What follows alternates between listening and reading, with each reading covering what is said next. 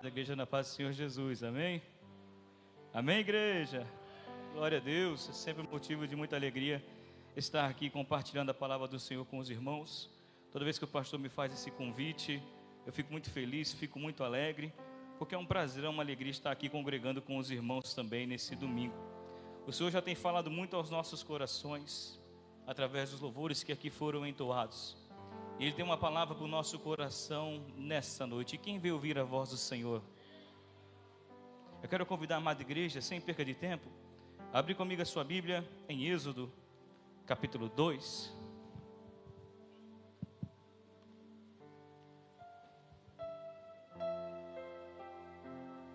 Êxodo, capítulo de número 2. Na medida que você achar, eu peço, se coloque em pé, em reverência à palavra do nosso Senhor. Não tomarei muito tempo de vocês essa noite, mas o Senhor tem uma palavra objetiva aos nossos corações. Êxodo capítulo número 2, a partir do verso 1, bem no comecinho da Bíblia você vai achar o livro de Êxodo. Quem achou, diga glória a Deus.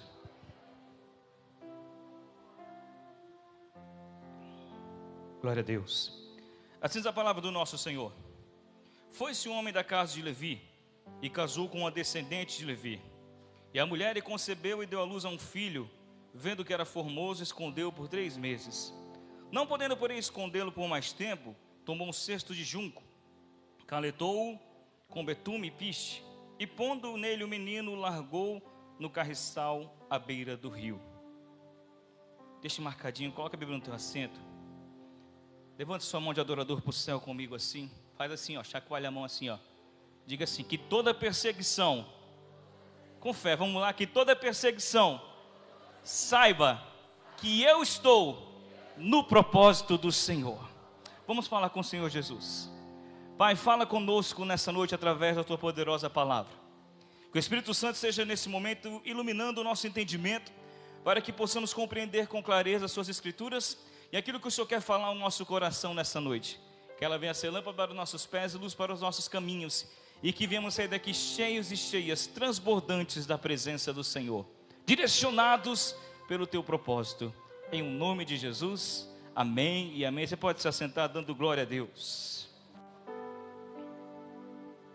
Quando o Senhor trouxe essa palavra ao meu coração, meu irmão e minha irmã, eu separei e estudei ela por alguns dias. E aqui a gente vai fazer um pequeno panorama das fases principais da vida do grande servo de Deus, Moisés. E pode ser que dentre alguma dessas fases, ou até mesmo em todas, você consiga encaixar a sua vida em uma delas. Moisés foi um homem de Deus que serviu ao Senhor e que obedeceu a sua palavra até o último dia de sua vida, mesmo em meio às suas falhas e erros se cometeu no processo da caminhada.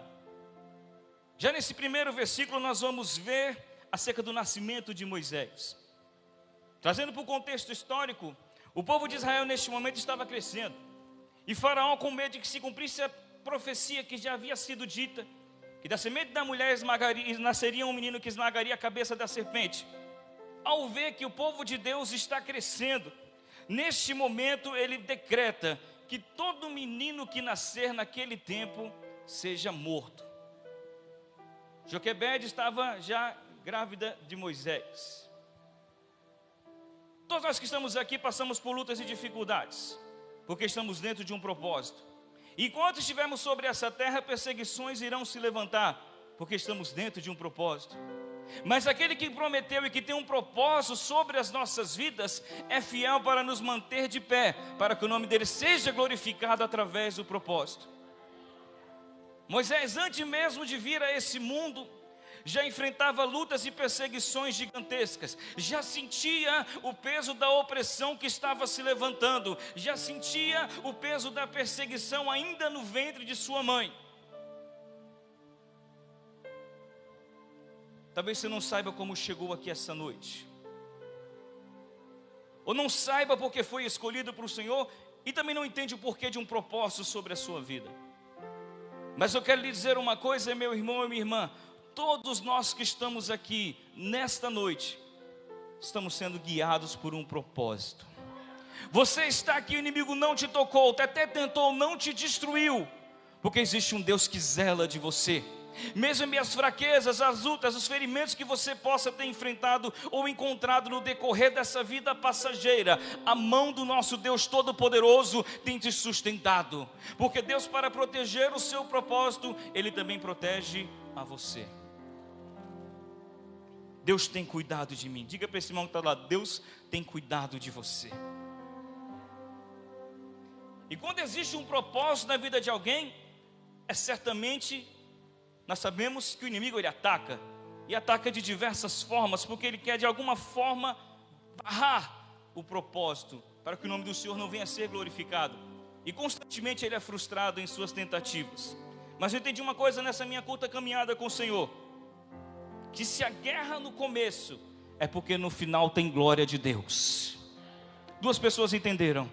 É porque se está tendo uma guerra desde o começo, é porque no final tem glória de Deus, tem vitória para o nome do Senhor ser glorificado. A perseguição não matou porque você ainda está dentro do propósito, e no final a glória de Deus vai ser manifestada. Você não vai ser destruído. O inimigo pode até ter se levantado contra a sua família, contra a sua casa. E aqui nós vamos ver o cuidado de uma mãe para com o filho. Nós vamos ver nesse primeiro versículo que Joquebede, ela prepara um cesto, com medo do que viesse a acontecer. Porque somente se Moisés ele chorasse, os soldados poderiam escutar o seu choro. E escutando o seu choro, entrariam na casa de Joquebede. Matariam a Joquebede, matariam os irmãos de Moisés. E qual pai que não veria o filho ser morto e não iria para cima? Também matariam a Arã, e assim toda a família seria dizimada. O que fazer quando a condição foge do controle humano? Entregar nas mãos do Senhor. É isso exatamente o que Joquebede vai fazer. Muitos pensam que Moisés ele foi abandonado quando ela coloca ele naquele cesto e coloca nas águas do rio Nilo. Mas aqui existe uma grande diferença. Entrega não é abandono. Aleluia. Neste momento ela não está apenas colocando Moisés nas águas do rio Nilo. Ela está entregando o seu filho nas mãos de Deus. Entrega não é abandono. Quando a situação foge do seu controle, o que você faz? Aquilo que você não pode controlar ou não pode troçar de acordo com as suas mãos, de acordo com a sua força, o que nós fazemos? Nós entregamos ao Senhor. Porque Ele tem poder e autoridade para resolver e entrar com providência em toda e qualquer circunstância que você possa estar enfrentando. Então já nessa primeira fase de Moisés, nós aprendemos uma coisa muito interessante. Aquilo que está fora do seu controle, coloque nas mãos de Deus. O rio Nilo ao qual Moisés está sendo entregado neste momento, é um grande rio, se não o maior rio do Egito, responsável por abranger várias áreas. Também conhecido por um rio de águas muito turbulentas, muito fortes. Também conhecida como a mãe dos maiores crocodilos que existiram naquela época. Mas junto daquele rio Nilo, existia algo chamado junco. O que é junco, irmão Johnny? São pequenas plantações que crescem próximo ao rio. É numa delas que Moisés ele vai ficar envolto, enganchado. É numa delas que no decorrer do processo do mar agitado, o Senhor ele guarda Moisés para que ele venha a ser encontrado posteriormente. Deus ele trabalha até mesmo com o ambiente para livrar você das perseguições dessa vida, para frustrar os planos do inimigo. Deus está usando neste momento o ambiente para preservar o seu propósito. Moisés é um propósito vivo do Senhor.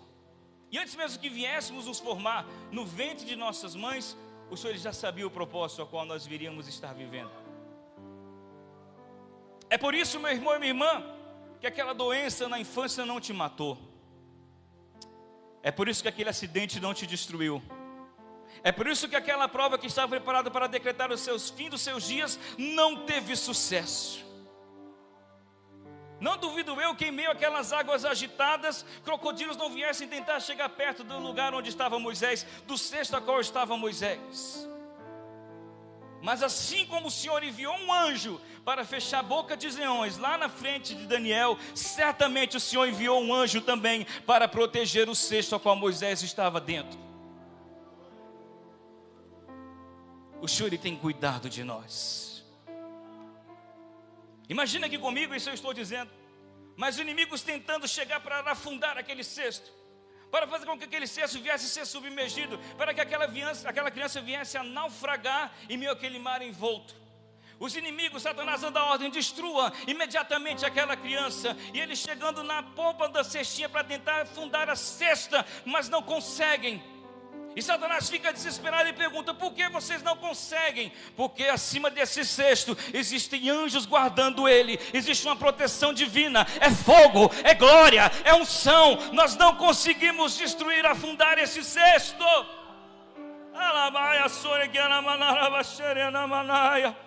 Tem gente que já nasce na luta, não começou fácil a vida, mas Deus tem um propósito.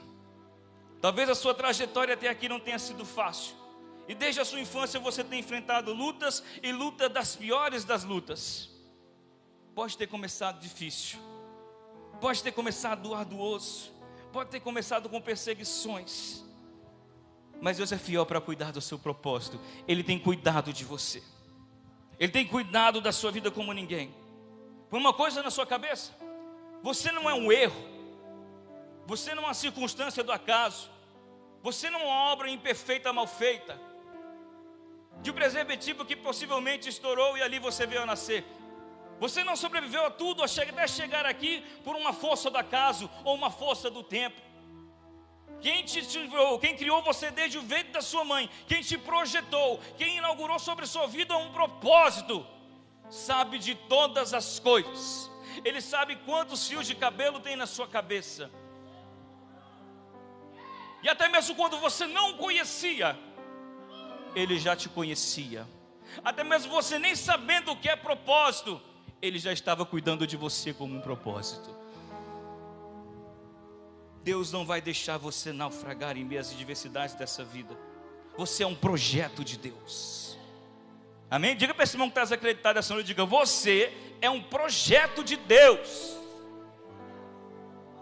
Você é um projeto de Deus. Diga para ele: sua família é projeto de Deus. Moisés é encontrado pela filha de Faraó nas margens do rio, junto ao junco, aquela planta que o irmão Johnny falou. Ele, a filha de Faraó, decide criá-lo.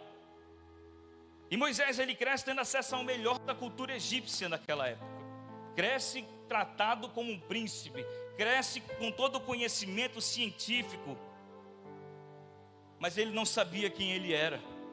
E se eu acredito que existe um dos grandes vazios dessa vida, é ver uma vida inteira sem saber quem você é de verdade.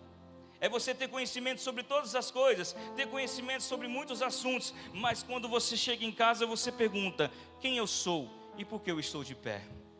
Qual o propósito da minha vida? Talvez essa pergunta cerque a mente de muitas pessoas. Moisés estava no palácio, sendo cuidado por um príncipe, como um príncipe, conhecendo, adquirindo conhecimentos científicos, conhecendo do mais alto patamar de conhecimento que o homem poderia oferecer, de acordo com a cultura egípcia. Mas ele estava vazio por dentro.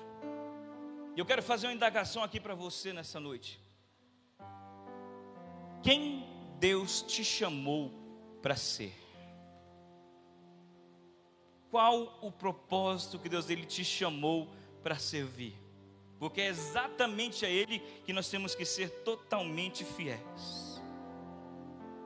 É exatamente a esse propósito que nós devemos estar atrelados e ligados. Eu sou o que o Senhor quer que eu seja. Eu vivo para que a vontade do Senhor seja manifesta em minha vida. O que acontece depois disso é que Moisés vem tomar conhecimento que toda a sua vida no palácio era uma farsa, era uma mentira, pois ele não era filho legítimo da filha de Faraó. Ele se pertencia a um povo hebreu, um povo que era escravo de Faraó. Com sua mente muito confusa neste momento, ao ver um servo hebreu ser açoitado por um soldado, ele age de acordo com a sua vontade. Porque quando nós agimos fora do propósito, nós tomamos decisão da carne. Achamos que estamos certos, mas fazemos aquilo que é errado.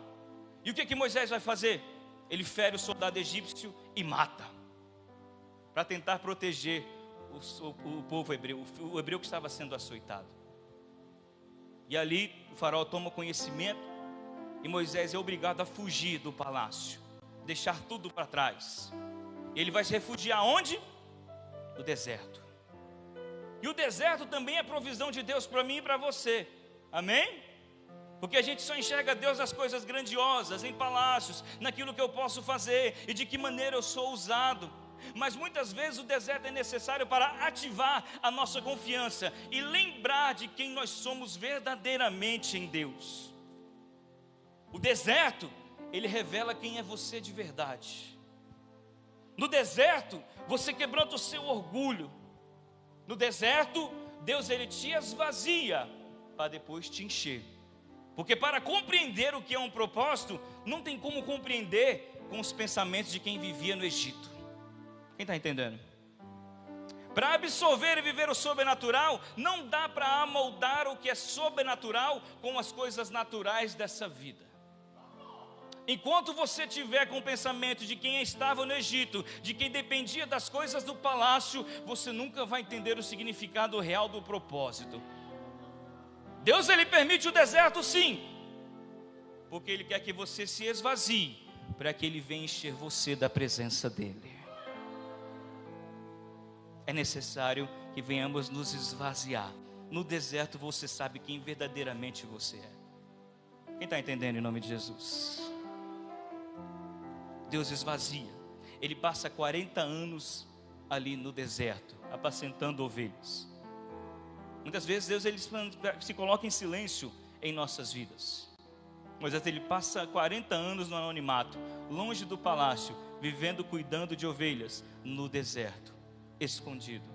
O próprio Deus o coloca lá, para que ele venha se compreender, para que ele venha entender quem ele é, e para que ele venha despertar a consciência de quem ele deve ser. Vá com o irmão Johnny, no capítulo 3. Quero acompanhar com os irmãos, capítulo 3, vamos lá?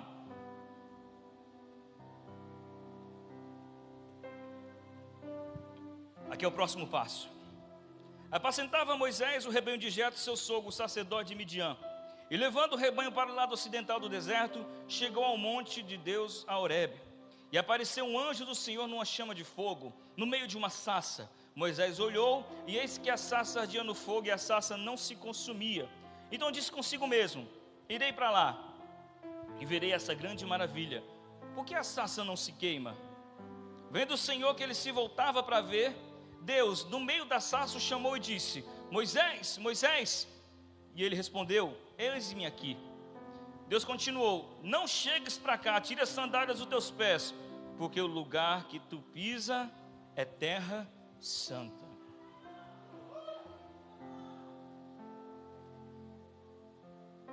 Quando vê o agir de Deus, quando vê aquela sarça que se consumir em fogo e não se apagar, ele escuta a voz do Senhor. Porque o seu pensamento, a sua mente está preparada para viver coisas sobrenaturais. E ele quer conhecer quem é o Deus de seus pais, o Deus dos hebreus, o Deus que chamou para si uma nação santa, o Deus que tem uma grande promessa desde Abraão até chegar na sua descendência. Ao ver o sobrenatural, ele decide tomar uma atitude: eu preciso chegar mais próximo.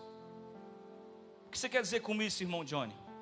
São muitas pessoas que se contentam em ver o agir de Deus de longe, em ver o que Deus pode fazer na vida de A, na vida de B, mas não querem ter proximidade para com Deus, não querem viver o sobrenatural porque isso lhes causa espanto, ou porque simplesmente não estão prontos para tirar as sandálias dos seus pés e entrar com humildade na presença do Senhor. O tirar as sandálias neste momento decide: você está entrando, então tenha reverência à minha presença. Você não pode entrar na minha presença, Moisés, de qualquer forma. Se antes lá no Egito você fazia as coisas do seu jeito, era exaltado, para entrar aqui você tem que se humilhar, você tem que descer. Tira as suas sandálias, porque o lugar que você pisa é terra santa. Não dá para entrar na presença de Deus de qualquer forma. Não dá para clamar a Deus apenas em um momento ou em uma emoção. Se você quer viver o sobrenatural de Deus na sua vida e descobrir Deus em sua essência, é necessário que você venha descer. É necessário que você venha permitir Ele esvaziar você por dentro e encher Ele da presença. Neste momento Moisés está cheio da presença. E aqui nesse versículo 6 é que nós vamos ver a primeira vez a qual Deus ele se apresenta dessa forma para alguém. Vamos lá, irmão Johnny? Disse mais: eu sou o Deus de teu pai, o Deus de Abraão, o Deus de Isaque e o Deus de Jacó. Moisés escondeu o rosto porque temeu olhar a Deus. Vamos lá, eu quero explicar essa parte para você. Nós vamos ver Deus se apresentar como Deus de Abraão, o Deus de Isaque e o Deus de Jacó. Quando eu li esse texto a primeira vez, e até hoje eu tive uma dificuldade para entender o porquê Deus se apresenta dessa forma. Porque se pararmos para analisar de acordo com o que nós lemos ou entendemos, seria mais fácil Deus ele se apresentar como Deus de Abraão, de Isaque e de Israel. É ou não é? Jacó vem ter seu nome mudado para Israel. Então por que neste momento Deus ele se apresenta a Moisés como Deus de Abraão e de Isaque e de Jacó? Eu compreendo porque Deus era o Deus de Abraão, porque Ele é um Deus de promessa. A palavra vai nos ensinar que Abraão creu e isso lhe foi imputado com justiça. Porque foi de Abraão que Deus ele gerou uma poderosa semente que fez do ventre da sua esposa Sara tornar a vida novamente. Abraão creu, Abraão teve fé, ele viveu coisas grandiosas perante o Senhor. Então eu consigo entender porque Ele é o Deus de Abraão, porque Ele é um Deus de promessa. Eu também consigo entender porque Ele é o Deus de Isaque, porque Ele é um Deus de continuidade. Isaque é filho de uma promessa, e até porque sem Deus não existiria Isaque. Isaque é a evidência de fé de Abraão. Então eu consigo entender porque Deus é o Deus de Isaque. Mas quando nós chegamos nessa terceira parte, Ele se apresenta como Deus de Jacó. Por que Deus associaria o seu caráter incorruptível com alguém tão falho como Jacó? Jacó era suplantador, enganador. Jacó durante a sua caminhada teve atitude questionável. Jacó tomou decisões que desagradaram muito a Deus. Então por que neste momento Ele se apresenta também como o Deus de Jacó? Você se lembra porque Moisés estava no deserto? Porque ele havia cometido um erro tentando acertar. Então por que Ele é o Deus de Jacó? Porque Ele está mostrando a Moisés neste momento que Ele é um Deus de transformação. Aleluia, duas pessoas entenderam. Deus é Deus que transforma a vida do homem. Ele se apresenta como Deus de Jacó, porque Ele está dizendo para Moisés neste momento: eu sou Deus que também transforma. Eu sou Deus daqueles que tentaram acertar e não conseguiram. Eu sou Deus daqueles que não nasceram em um lar cristão. Eu sou Deus daqueles que não são filhos de pastores. Eu sou Deus que daqueles na corrida da caminhada se afastaram, andaram em trevas. Eu também sou Deus que transformo. Eu também sou Deus de Jacó e posso transformar também a sua vida.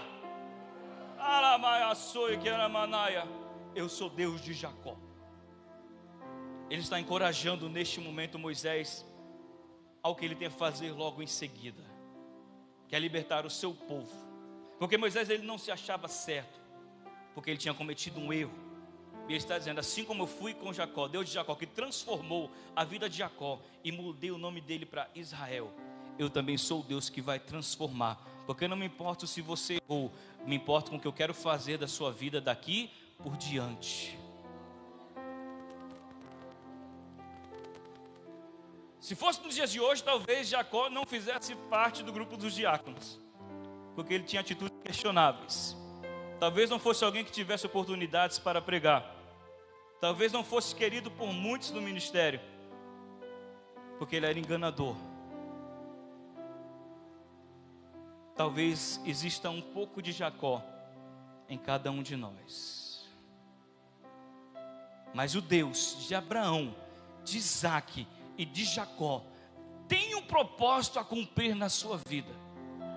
E a ideia do inimigo é fazer com que você não venha enxergar a isso, que você não venha entender ou achar que Deus ele não pode transformar a sua vida, o que é uma balela, é uma mentira.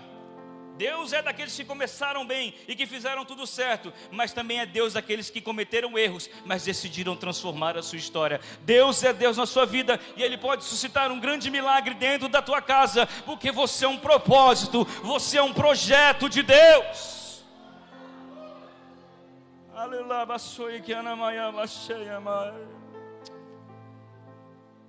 Talvez se fosse por merecimento, nem esse que vos fala estaria aqui hoje. Eu não nasci em um lar cristão. Eu cometi erros durante a minha caminhada. Mas quando eu ouvi esse texto há muitos anos atrás na minha vida, eu entendi que a transformação não depende daquilo que eu faça. A graça de Deus que é manifesta sobre a minha vida é que me faz um novo ser. É que me dá a oportunidade de estar aqui hoje. Não é merecimento, é graça. Não é porque sou bom, é misericórdia. É porque assim como Deus fez na vida desse pobre pecador aqui uma transformação, Ele pode fazer na sua vida hoje. É porque o propósito de Deus não é somente atingir a vida desse pecador, é atingir a vida daqueles que estão à sua volta, que estão na sua parentela, que estão na sua casa. Portanto, não diga não posso. O Deus que você serve é o Deus que te chamou e que tem um propósito a realizar na sua vida. Tira as sandálias dos pés, entra na presença de Deus e deixa que o Deus de Abraão, o Deus de Isaac, o Deus de Jacó faça sobre a sua vida o sobrenatural. Aleluia, Deus está aqui essa noite. Deus está aqui essa noite. Já estou quase terminando. Poderíamos ir muito mais longe, mas eu vou me abster para tentar resumir para que os irmãos entendam. E aqui nós chegamos no ponto mais interessante, talvez o mais conhecido por toda a igreja, que é a passagem a qual ele vence a Faraó em meio ao mar, a qual Deus ele abre. Em Êxodo 14. E aquilo que o irmão John está falando, o propósito não é sobre você, não se trata somente da sua pessoa. O propósito na vida de Moisés não é só sobre quem era Moisés, era sobre quem Deus ia alcançar através de Moisés. Não se trata só de você, é sobre o que Deus vai fazer na vida daqueles que estão à sua volta. Moisés tinha um propósito a cumprir, era libertar o povo da escravidão. Não era sobre Moisés, era sobre o que Deus tinha a fazer na vida do seu povo, no povo herdeiro da promessa. Era sobre o que Deus Todo-Poderoso tinha a fazer sobre toda uma nação. Deus ele usa quem Ele quer, da maneira que Ele quer e da forma que Ele quer. E quando Ele decide manifestar um propósito, Ele leva de fato essa pessoa para um deserto, para manifestar e fazer com que o seu propósito venha a crescer, junto com a sua vontade de se transformar. A conversão ela não é um relâmpago, embora muitas pessoas acreditem que seja, onde cai um raio na sua cabeça e você se livra de todas as coisas. Conversão é um processo, leva tempo, são dias após dias a qual o Senhor ele vai movendo, vai transformando, vai tirando, tira um pouco aqui, tira um pouco ali, e a graça vai se manifestando, e você mesmo por si só vai deixando aquelas práticas de lado, porque quem está trabalhando na sua vida não é o homem, não é a imposição de um homem sobre a sua vida, é o próprio Espírito Santo trabalhando em seu coração e convencendo você a deixar todas essas práticas para trás. Por quê, irmão Johnny? Porque existe um propósito a ser cumprido. Porque parado você não produz. Porque parado você não vai a lugar nenhum. Deus ele te transforma para que você continue caminhando rumo ao propósito que Ele tem sobre a sua vida. Aleluia. Estou terminando. Ele não desistiu das fases anteriores, porque as fases fazem parte do processo. Não tem como burlar isso. Todo processo tem fases. Quer você queira, quer você não queira, você vai ter que ultrapassá-las. Elas fazem parte do processo. Assim como tem dia de sol, tem dia de chuva. Assim como tem dia de bons ventos, tem dia de tempestades. São fases da vida. E eu não posso chegar aqui para você dizer quais fases você viveu, porque você sabe as fases que você viveu para chegar e estar aqui nesse culto hoje, levantando as mãos e dando glória a Deus. mas de uma coisa eu tenho certeza: o propósito de Deus está de pé. É por isso que você está aqui dessa noite, é por isso que você não desistiu. Talvez se fosse pela sua força, pela sua vontade, você não estivesse vindo aqui hoje, mas existe uma força que se move ao seu redor, que é muito maior do que as suas limitações. É o próprio Espírito Santo que trabalha em seu coração e te traz para a presença de Deus, para te fortificar, porque é necessário que você continue caminhando rumo à promessa de Deus na tua vida. Não desista das fases, porque quem suporta o processo vive o propósito. Está doendo, eu sei. Talvez você está com feridas na alma que mancharam a sua alma, traumas que ficaram de coisas que você vivenciou lá atrás, fazem parte da caminhada. Não mataram você, tornaram você uma pessoa mais forte, tornaram você uma pessoa mais dependente de Deus. Te ensinaram que Deus, Ele pode socorrer, independente de onde você vem estar, não importa qual buraco você venha se enfiar, Deus, Ele pode te transformar, pode socorrer você e tirar você de lugares que você não tinha saída. Deus nos fez entender isso, amém? Eu fui resgatado. Quem foi resgatado pelo Deus Todo-Poderoso? Quem suporta o processo, vive o propósito. Suporte o processo, vai valer a pena. Não se trata só de você, mas tem pessoas que dependem de você. Pessoas que ouvirão a palavra de Deus através da sua boca. Familiares, filhos, pai, mãe, primo, prima. Tem pessoas que ainda ouvirão falar de um Deus de propósito, através do propósito que Ele está fazendo sobre a sua vida. Para que a gente venha entender esses 4 pontos, vamos aqui entender, vamos recapitular. Primeiro, o palácio, ele te mostra uma imagem. Mostra que uma vida longe da presença de Deus, por mais que ela seja dotada de muitos bens, muitas riquezas, é uma vida vazia se não tiver Deus. O palácio, ele te mostra a real intenção de viver fora de um propósito. No segundo, o deserto, ele te quebra por dentro. Mas Ele não quebra você para o mal, Ele quebra você para um bem maior. É Deus trabalhando no seu caráter e formando dentro de você uma estrutura de cristão, de homem, de mulher de Deus, transformando o seu caráter hoje em um caráter incorruptível. É você bater no peito e dizer: eu sei quem sou em Deus, eu sei por quem fui transformado, e voltar lá para trás eu não volto, porque eu já vivi o deserto, mas eu sei quem falou comigo no deserto e me colocou de pé. O chamado, ele revela verdadeiramente quem é você e por que você está sobre essa terra. Como assim, irmão Johnny? Já parou para analisar, irmão? Uma vida sem metas, uma vida sem propósito, é uma vida vazia, uma vida triste. Se você falar com alguém, irmão, que não tem sonhos, que não tem projetos, automaticamente você vai chegar à conclusão que a pessoa por si só é uma pessoa muito desanimada, porque ela cansou de esperar, porque ela deixou de acreditar. Uma vida sem propósito em si se torna entediante, chata demais para suportar na canseira, no decorrer desses dias exaustivos ao qual nós vivemos. O chamado, ele revela verdadeiramente quem você é, por que eu sou, por que ainda estou aqui e o que eu tenho que fazer.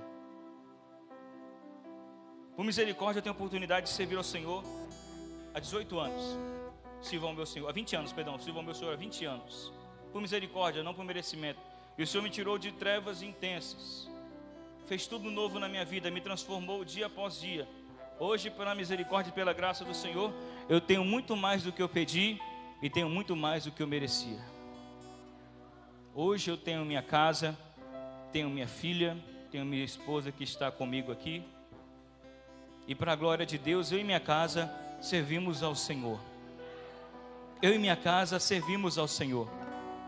Sabe aquela oração que você tem feito, irmão, por aquela pessoa que você quer muito ver no culto um dia desses? Continua orando. Através de você, Deus vai manifestar um propósito de salvação na tua casa. É por isso que é importante que você não pare, porque Deus, através da sua vida, quer alcançar aquela pessoa. Não desista. As pessoas vão dizer: não tem mais jeito, é impossível. Quanto mais eu oro, mais a pessoa cai na prostituição, cai na bebida, cai no adultério. Parece que eu estou falando, parece que quanto mais eu falo, ele se zanga e sai. Continua orando, irmão. Porque as coisas quem faz é no tempo de Deus, e no tempo dele tudo que ele faz é perfeito, é bom, porque a vontade de Deus é boa, é perfeita e agradável. E por último e não menos importante, eu estou terminando, é só o propósito de Deus que te faz viver o sobrenatural aqui nessa terra.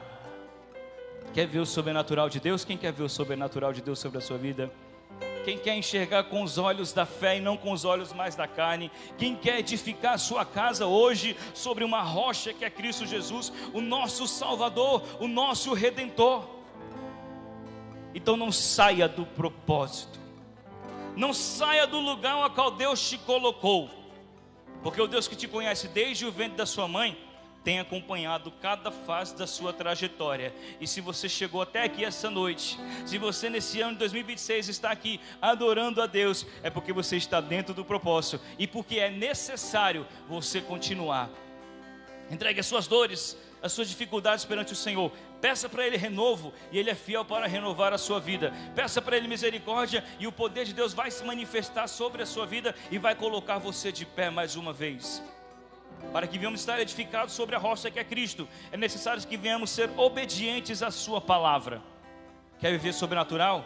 Quer viver propósito? Quer estar dentro da vontade de Deus? Não tem outra maneira, não tem mágica. É necessário você se quebrantar, se esvaziar e se encher do rolo, se encher da palavra que vem do Senhor. Aí sim você estará no centro do propósito de Deus. Lutas irão se levantar, mas em todas as lutas você verá a mão de Deus te socorrer e te encaminhar de volta para o propósito, para que você continue a sua caminhada. Amém? Vamos colocar de pé?